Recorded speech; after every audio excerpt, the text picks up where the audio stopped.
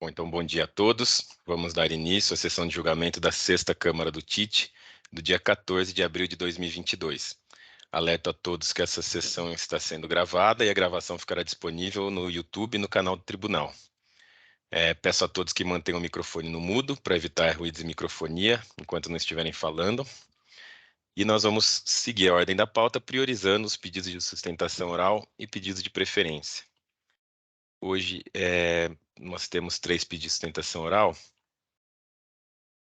E eu vou primeiro verificar o quórum de presença aqui no EPAT para dar início formal à sessão.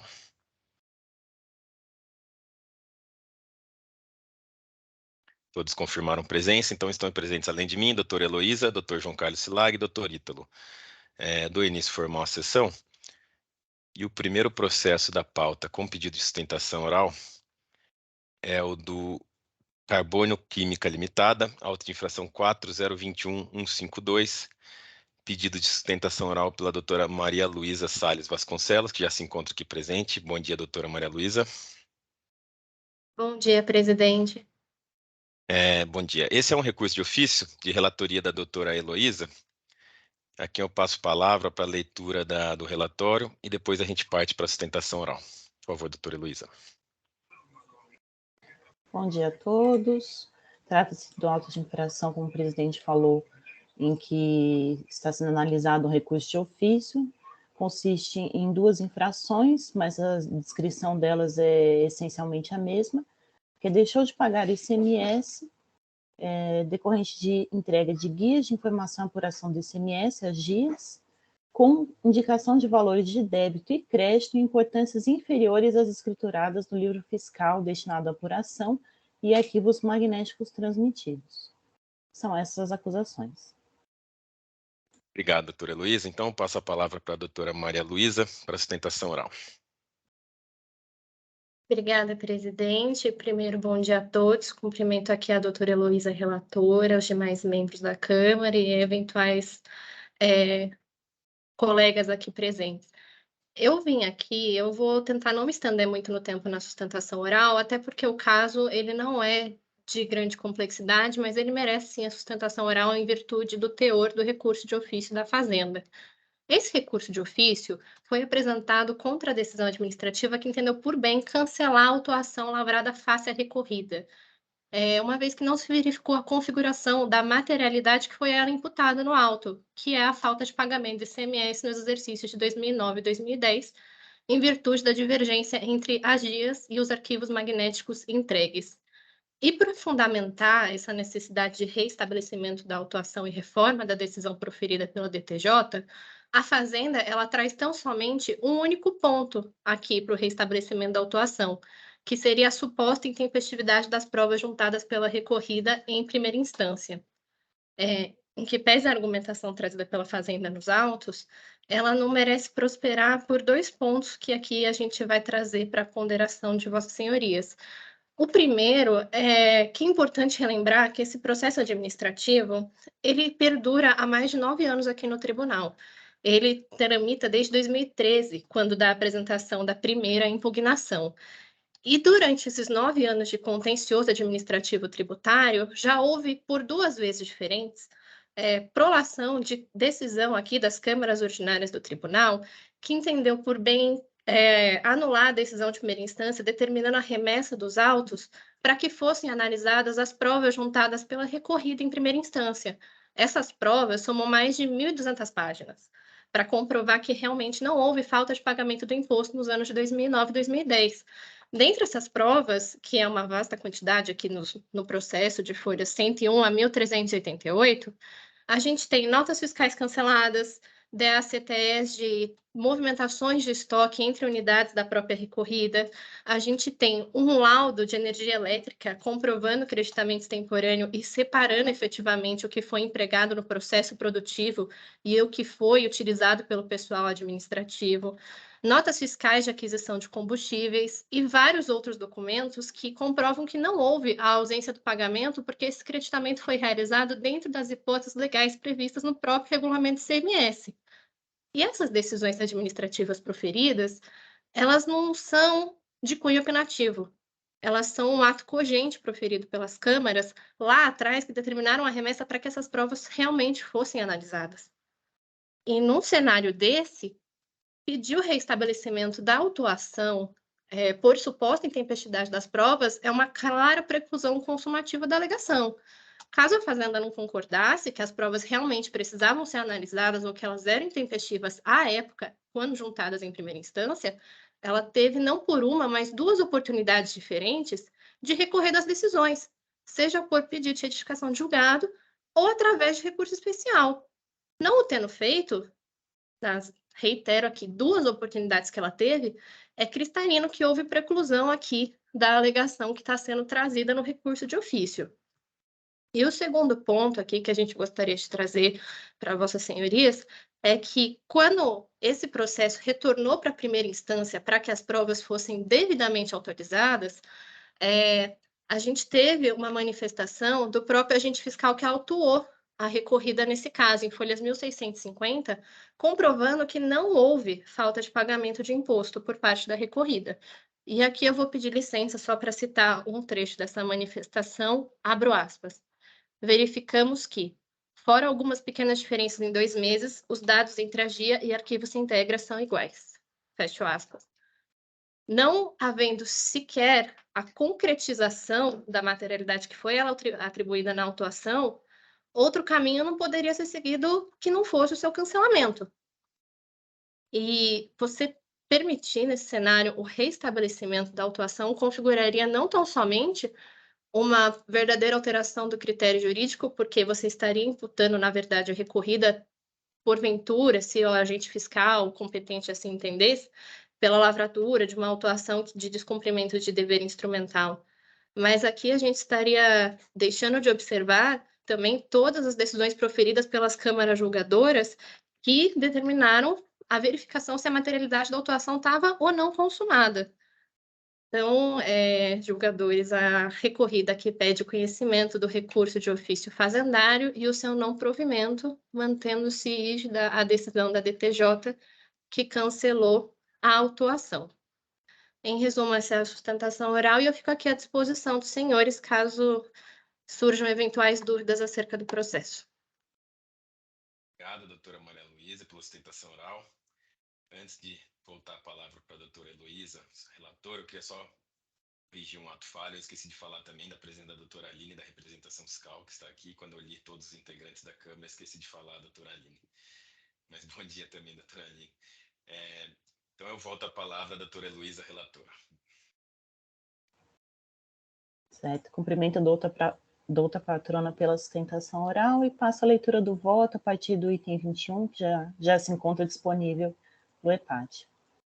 Em sua defesa, a autuada apresentou justificativas acompanhadas de respectiva documentação probatória para as exigências lançadas pelo fisco, a saber, diferenças relativas ao débito do imposto do ano de 2009 decorrem de notas fiscais canceladas que constaram no Sintegra por mero equívoco. Diferenças quanto aos créditos no ano de 2009 decorrem de falhas na elaboração do arquivo Sintegra, no qual não constaram valores a serem creditados, nem algumas operações que conferem direito ao crédito e foram devidamente escrituradas. Diferenças relacionadas ao ano de 2010 decorrem a débito do imposto destacado em nota fiscal cancelada, que constou do Sintegra, e a crédito de valor devidamente escriturado nos livros, que não constou no referido arquivo no mês de maio. De valores de crédito a título de aquisição de energia elétrica no período de janeiro a setembro, que não constaram no Sintegra por um equívoco, e de créditos que não foram lançados no Sintegra, apesar de devidamente escriturados, relativos a operações de transferência de estoque e frete no mês de dezembro.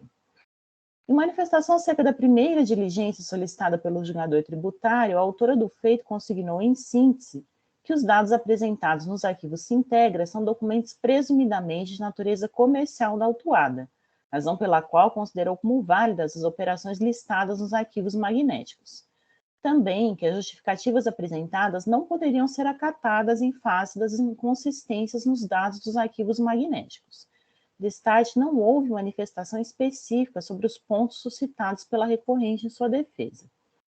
Após sucessivas anulações de julgamento de primeiro grau, o ilustre julgador tributário converteu novamente o feito em diligência, formulando quesitos a serem respondidos pela FR autuante, levando-se em conta os argumentos e os documentos juntados pela autuada para infirmar a presunção sobre a qual se fundou o lançamento. Em atendimento, o autor do feito atestou a legitimidade do cancelamento das notas fiscais discriminadas às folhas 16 e 50, bem como dos créditos que não constaram nos arquivos Sintegra entregues.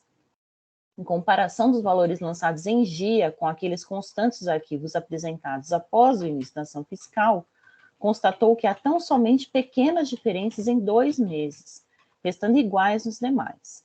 Ressaltou, porém, que referidos arquivos foram enviados extemporaneamente, portanto não deveriam ser acolhidos, mantendo-se a autuação original. Diante dessa manifestação, o ilustre julgador considerou as acusações improcedentes, mormente pela conclusão de que a autuada trouxe aos autos documentação suficiente para afastar as diferenças de imposto apuradas pelo fisco.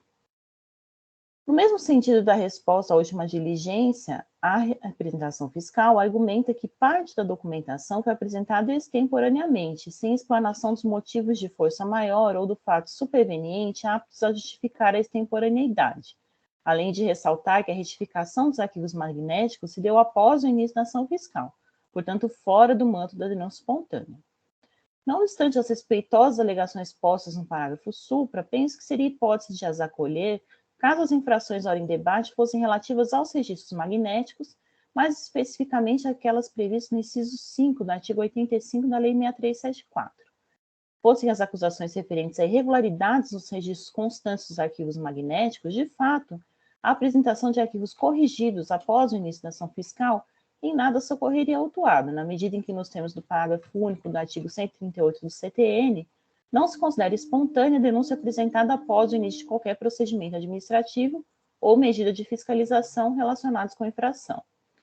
Ocorre que o relato infracional descreve a conduta como deixar de pagar ICMS decorrente de entrega de dias com indicação de valores de débito e crédito em importâncias inferiores às escrituradas no registro dos arquivos magnéticos. E, consoante já exposto, a autora do feito partiu da premissa de que os dados apresentados nos arquivos Sintegra são válidos, pois traduziriam as operações comerciais da autuada. Tendo em vista se tratar de presunção, esta pode ser afastada pelo contribuinte, como efetivamente verifica ter sido feito nos presentes autos, por meio de justificativos e documentos probatórios que demonstraram inexistir a alegada falta de pagamento do imposto, circunstância atestada, inclusive, pelo autor do feito. Cumpre destacar que a conclusão pela ausência de diferenças de imposto a recolher não decorreu do processamento dos arquivos magnéticos cujos recibos foram anexados à petição de folhas 1395 a 1420, mas da demonstração de que os arquivos apresentados durante a fase de fiscalização continham erros, como a escrituração de notas fiscais canceladas e a falta de lançamentos de créditos aos quais o contribuinte tinha direito. Assim sendo, não considero que a alegada extemporaneidade de tais recibos seja suficiente para restabelecer a exigência originalmente lançada. Ante o exposto, devidamente comprovada a insubsistência da acusação de falta de pagamento do ICMS, conheço do recurso de ofício para lhe negar provimento, mantendo-se os termos da decisão recorrida. É o voto, senhor presidente. Obrigado, doutora Heloísa. Então, abra a palavra aos demais integrantes da Câmara para debates.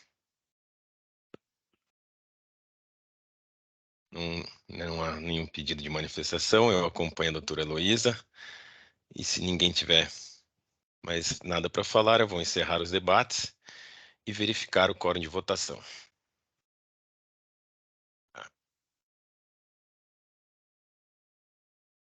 Voto registrado, eu encerro os debates, verificando o quórum de votação.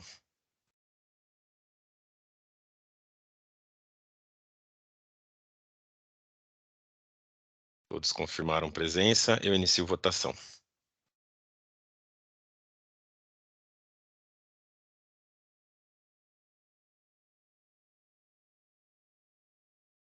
Todos votaram, eu encerro a votação. Então, o voto da doutora Heloísa foi acompanhado de unanimidade, no sentido de conhecer o recurso de ofício e negar provimento. Agradeço a doutora Maria Luísa e desejo um bom dia.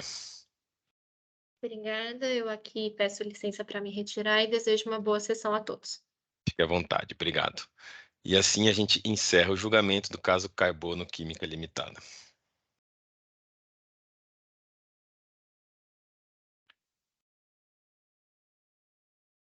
Próximo processo da pauta, com pedido de sustentação oral, é o do autuado Herbalife International do Brasil Limitada, auto de infração 4095103, pedido de sustentação oral pelo Dr. Alessandro Temporim Calaf, que já se encontra aqui presente. Bom dia, doutor Alessandro. Bom dia a todos. É um recurso misto de relatoria do Dr. João Carlos Silag. Aqui eu passo a palavra para a leitura do relatório e depois a gente parte para a sustentação oral. Bom dia a todos.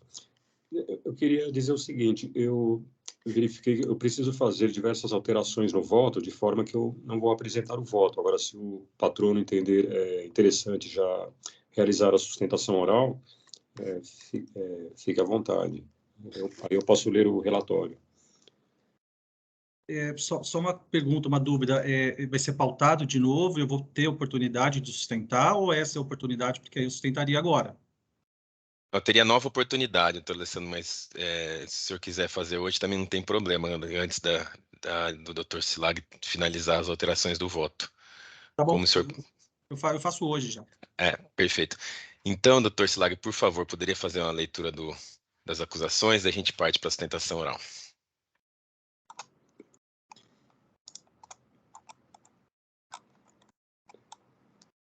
É um recurso misto, ele contém 5 acusações, sendo que na decisão de primeira instância foram afastadas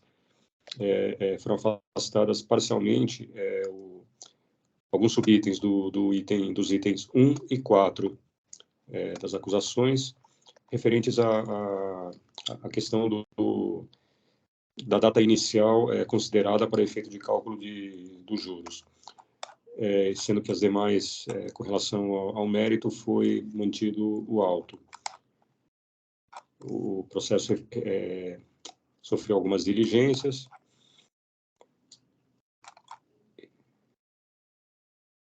Inclusive, ele foi julgado já na instância ordinária pela 5ª Câmara Julgadora, que havia anulado a decisão de primeira instância, sendo que foi por alegadamente falta de apreciação de todos os argumentos e provas presentes nos autos. Então, o processo recebeu uma nova decisão de primeira instância, a qual é objeto de recurso ordinário atualmente, recurso ordinário e de ofício.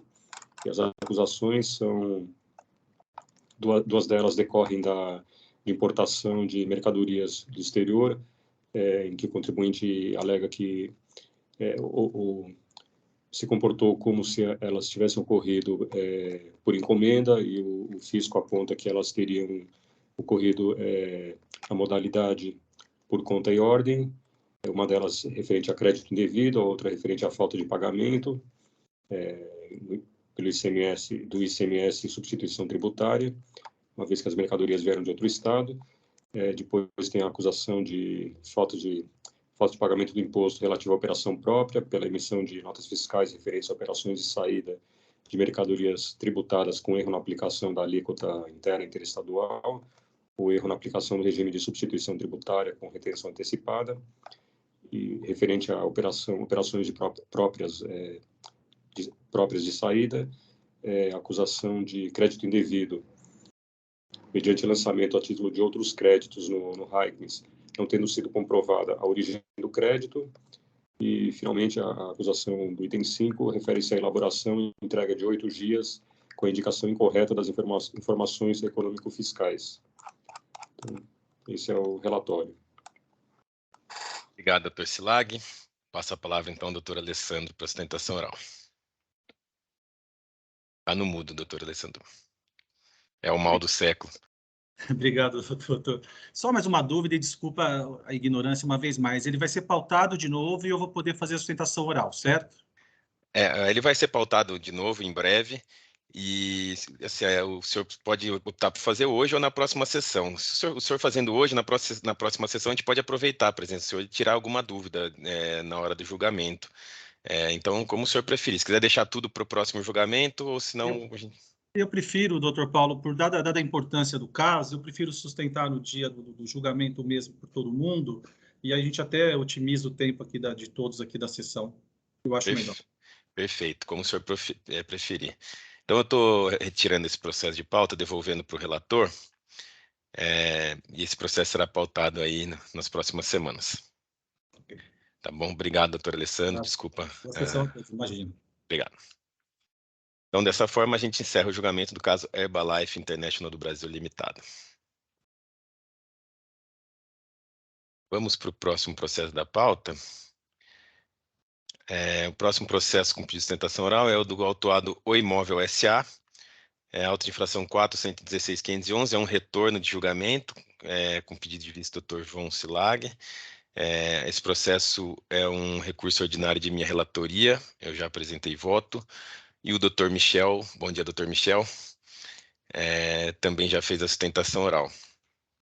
Para fazer sentido até para a gravação da nossa sessão, eu vou fazer uma rápida leitura aqui das acusações e do meu voto.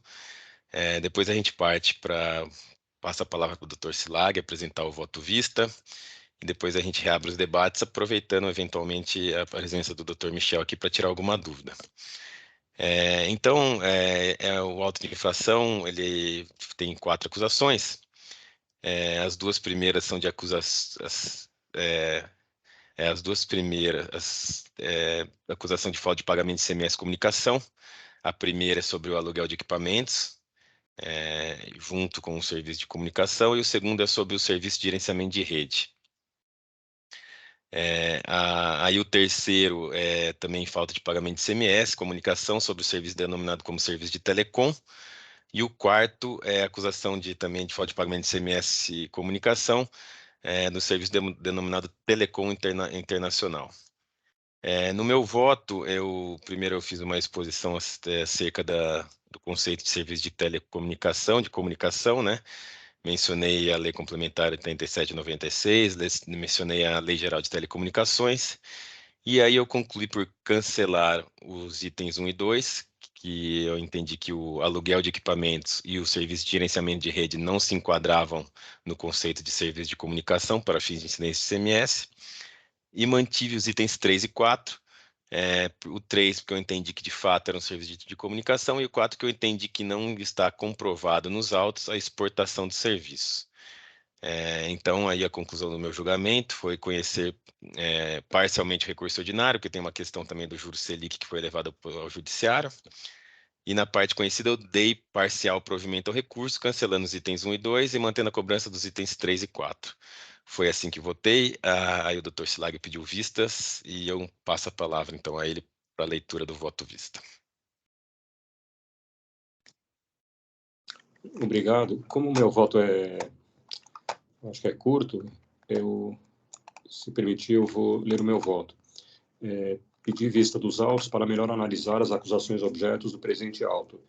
Em que pese o brilhante voto apresentado pelo ilustre e culto juiz Dr. Paulo Pimentel, a quem rendo minhas costumeiras homenagens, peço vênia para adotar o seu muito bem elaborado relatório, porém divergir quanto aos itens 1 e 2 do auto de infração, passando a apresentar os fundamentos do meu voto. A acusação apontada no item 1 trata da falta de pagamento do imposto decorrente de erro na determinação da base de cálculo, ao deixar de incluir parcelas referentes a prestações onerosas de serviços de telecomunicações, discriminadas em notas fiscais de serviços de telecomunicações, relativas ao aluguel de equipamentos essenciais à prestação do serviço. Observa-se que os referidos equipamentos encontram-se vinculados à prestação dos serviços de comunicação, sendo parte indissociável destes. Chega-se a esta conclusão pela leitura dos contratos firmados pela recorrente com seus clientes. A título de exemplo, no item 4.2 das condições gerais de contratação do TC-CPE Solutions, consta que os equipamentos fornecidos pela Oi Imóvel são instalados no ambiente da contratante, sendo necessários para a utilização do serviço de telecomunicação contratado com a Oi Imóvel. Os referidos equipamentos deverão ser utilizados exclusivamente na prestação dos serviços de telecomunicação prestados pela Oi à contratante. No contrato VRG, apêndice C, item 3.1, também está consignado que os equipamentos fornecidos pela Oi Imóvel deverão ser utilizados exclusivamente na prestação dos serviços de telecomunicação prestados pela Oi à contratante. Encontra-se ainda na proposta técnica de prestação de serviços VPN 19, em sua cláusula 8.1.2.3 do anexo, a recomendação para que o cliente da hora autuada utilize preferencialmente equipamentos por ela disponibilizados de forma a garantir a qualidade do serviço de telecomunicações prestado. Os equipamentos fornecidos pela autuada são imprescindíveis para a prestação do serviço de comunicação aos seus clientes. Esses equipamentos têm a única finalidade de viabilizar os serviços de comunicação, encontrando-se abrangidos no conjunto de atividades e equipamentos que constituem o serviço de comunicação. O item 2 versa sobre a falta de pagamento do imposto decorrente de erro na determinação da base de cálculo, ao deixar de incluir parcelas referentes a prestações onerosas de serviço de telecomunicação, discriminadas em notas fiscais de serviço de telecomunicação, relativas ao gerenciamento de rede, serviço discriminado no demonstrativo de folhas 18 a 63. No relatório circunstanciado de trabalho fiscal, nas folhas 14, o agente fiscal autuante pontua que os serviços classificados pelo contribuinte como gerenciamento de rede, igualmente, tratam-se de fracionamento do serviço de comunicação, sendo que o contribuinte procura segregar atividades inseparáveis e essenciais à prestação do serviço de comunicação contratado, resultando na redução indevida da base de cálculo do imposto. O gerenciamento da rede, composta pelos equipamentos e infraestrutura necessários à prestação do serviço de comunicação, é inerente ao serviço prestado pela autuada, para assegurar a disponibilidade e a qualidade do serviço. Está claro que o gerenciamento de rede tem a finalidade de manter a qualidade do serviço de telecomunicação, conhecido como SLA, Service Level Agreement, prestado pela autuada, buscando evitar interrupções ou falhas no seu funcionamento. Portanto, o serviço de gerenciamento de rede é serviço suplementar que viabiliza e otimiza a prestação do serviço de telecomunicação prestado pela recorrente. Não se trata absolutamente de serviço de valor adicionado. Constata-se que os serviços prestados pela Oi, consistentes em locação de equipamentos e gerenciamento de redes, configuram-se em serviços de telecomunicações, conforme disposto no artigo 60 da Lei Geral de Telecomunicações. Quanto ao item 1, não há que se falar em simples obrigação de dar de locação de equipamentos, em que o locador deixa de ter ingerência sobre o bem locado. Trata-se de obrigação de fazer prestação de serviço ao tomador, fornecendo-lhe os equipamentos necessários à prestação do serviço de telecomunicação. Sem a presença desses equipamentos, não é possível a prestação do serviço de telecomunicação. A Oi desenvolve 2 serviços essenciais à prestação do serviço de telecomunicação, ao fornecer os equipamentos necessários para tanto e também o serviço de gerenciamento da rede, o qual viabiliza o funcionamento contínuo, sem interrupções e com a qualidade contratada do serviço de telecomunicação. Sem razão autuada, ao alegar que a alocação de equipamentos e o gerenciamento de rede não estariam albergados pela incidência do ICMS. Assim, os 2 serviços prestados pela autuada, objetos dos itens 1 e 2 do auto, integram o conjunto de equipamentos e atividades que viabilizam a prestação onerosa do serviço de comunicação, sobre esses incidindo o ICMS. Portanto, entendo procedentes as acusações pertinentes aos itens 1 e 2 do auto, e saliento que a matéria não é nova neste tribunal, tendo a Câmara Superior realizado diversos julgamentos relativos ao mesmo tema, decidindo favoravelmente a tese fazendária. Aí eu cito alguns julgados da Câmara Superior nesse sentido e reproduzo trechos de um desses autos de infração, referente ao processo, ao auto de infração 4050-325, cujo voto vencedor, condutor, foi proferido pelo juiz, doutor Alberto Podgaek. Eu transcrevo trechos que têm uma perfeita identidade com a matéria objeto dos presentes autos. E finalizo dizendo que, quanto aos itens 3 e 4 do auto e as demais questões discutidas no recurso ordinário, acompanho o voto proferido pelo ilustre juiz relator. Assim, deixo de conhecer do recurso quanto à questão discutida concomitantemente no judiciário, relativa à limitação dos juros de mora à taxa Selic, e conheço do recurso quanto à parte remanescente, negando-lhe provimento para manter integralmente as exigências dos itens 1 a 4 do auto de infração. Diante do exposto, conheço parcialmente do recurso ordinário e nego-lhe provimento, como voto. Obrigado, doutor Silag.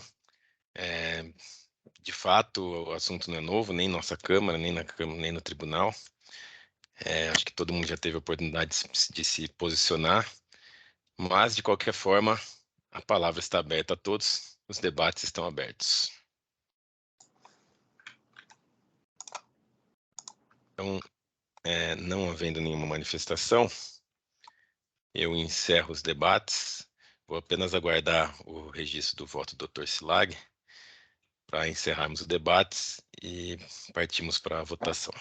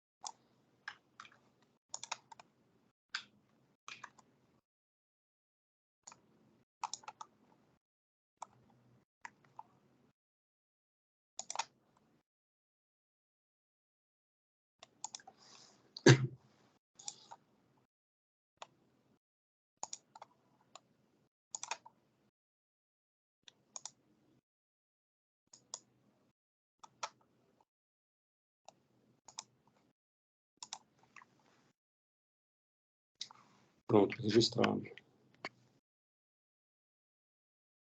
Obrigado, Dr. Silag. Então, eu encerro os debates. Preciso só confirmar meu voto. Eu encerro os debates e verifico o quórum de votação.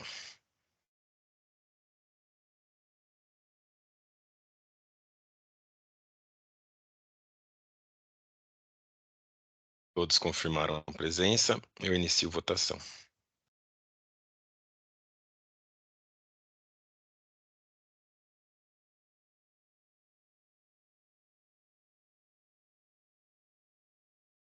Todos votaram. Eu encerro a votação. Então, houve um empate, e por voto de qualidade, venceu o meu voto, no sentido de conhecer parcialmente o recurso ordinário e dar parcial provimento. Eu só vou preencher aqui o resultado.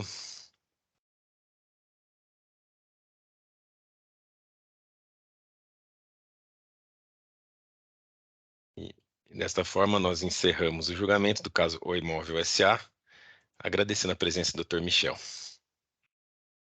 Obrigado a todos pela atenção. Feliz Páscoa. Obrigado, o senhor também, Breno. Próximo processo da pauta, vamos para o do autuado Cleálcool Açúcar e Álcool S.A., auto de infração 4049.044, é um pedido de retificação de julgado de minha relatoria. O voto já está lançado. Eu vou partir para a leitura. Então, é um pedido de retificação de julgado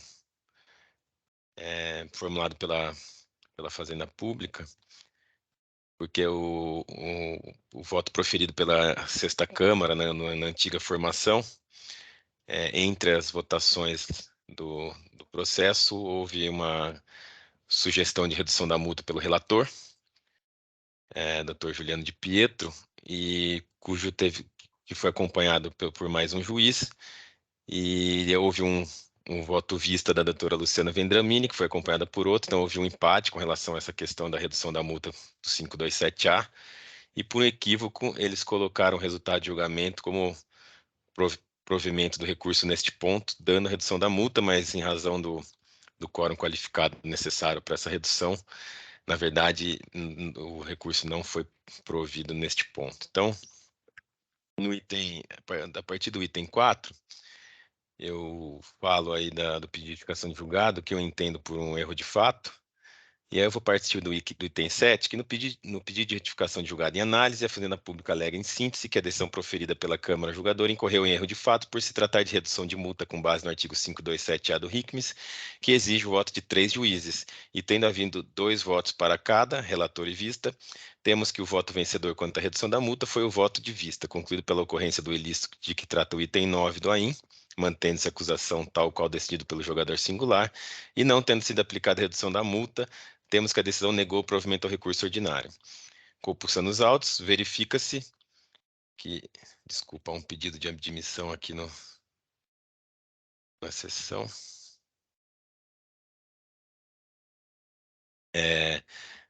Retorna ao item 9.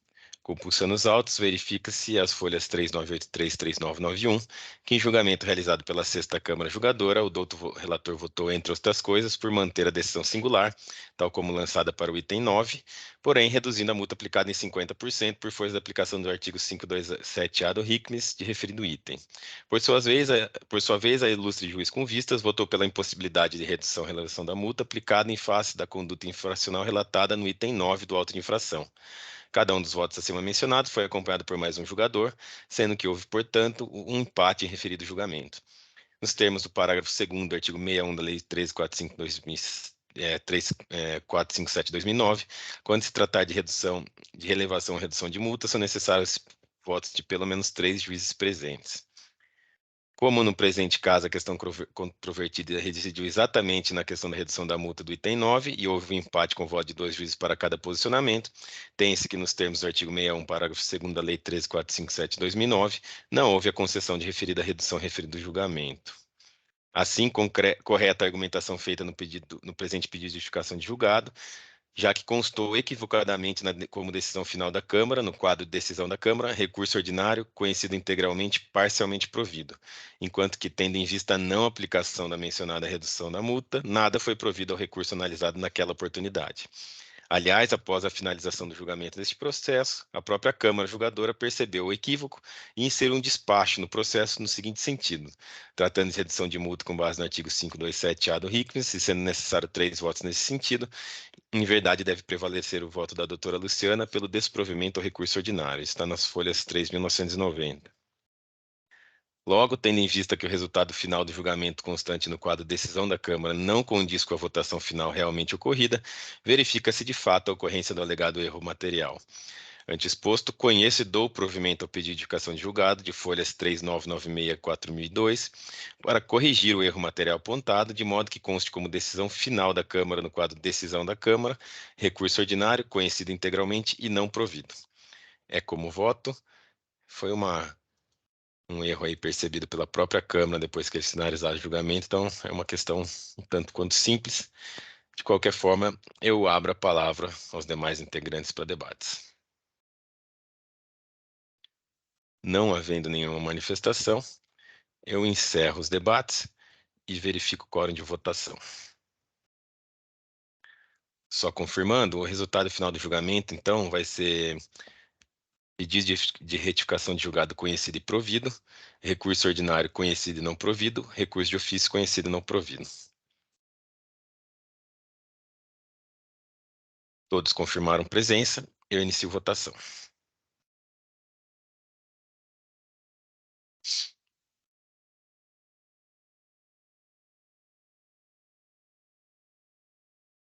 Todos votaram, eu encerro a votação. Então, meu voto foi acompanhado à unanimidade para conhecer e prover o pedido de indicação de julgado, corrigindo aí o resultado final do recurso ordinário para não provido, conhecido e não provido. Desta forma, eu encerro o julgamento do caso Clealco Açúcar e Álcool S.A.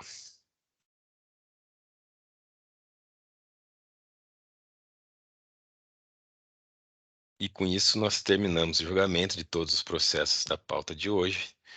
Eu encerro a sessão de julgamento no EPAT para que seja gerada a ata.